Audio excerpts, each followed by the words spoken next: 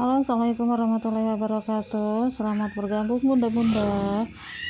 Jadi aku mau berbagi pengalamanku tentang kelahiran anak yang pertama ya bun. Tapi sebelum lanjut, boleh di like dan subscribe dulu ya.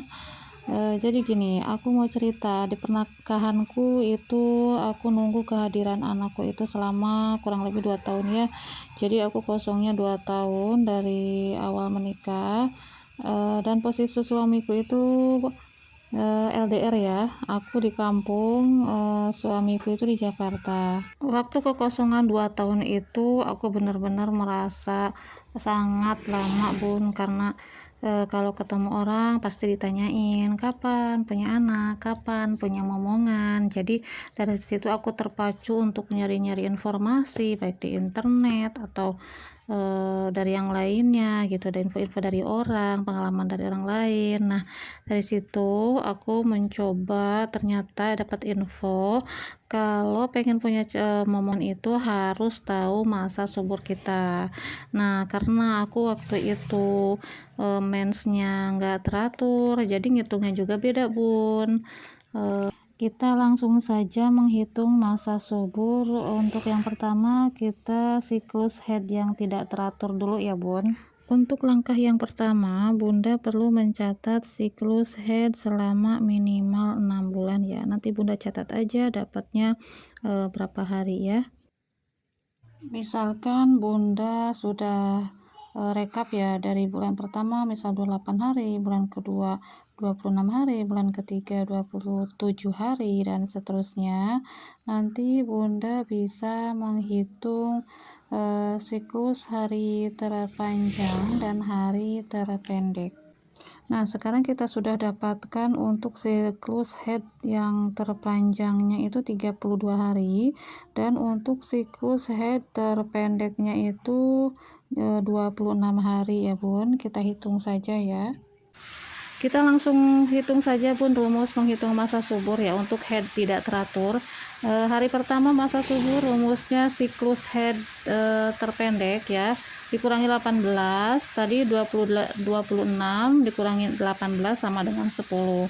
Untuk hari terakhir masa suburnya siklus head terpanjang dikurangi 11, tadi 32 dikurangi 11 sama dengan 21. Jadi kesimpulannya masa subur dari hari ke-10 sampai hari ke-21 ya bun. Sebaiknya bunda jangan sampai melewatkan hari-hari subur tersebut ya bersama suami, dimaksimalkan agar bisa secepatnya dapat punya momongan ya bun ya. Oh iya bunda, ini di luar pengalamanku ya, barangkali membantu untuk ikhtiar bunda. Jujur aku nggak pakai ini ya, tapi kalau bunda coba nggak ada salahnya kok. Ini dia rekomendasi alat tes kesuburan wanita dan pria ya, bisa dipakainya saat masa subur, bisa dibeli di apotik atau bunda beli di marketplace ya bun.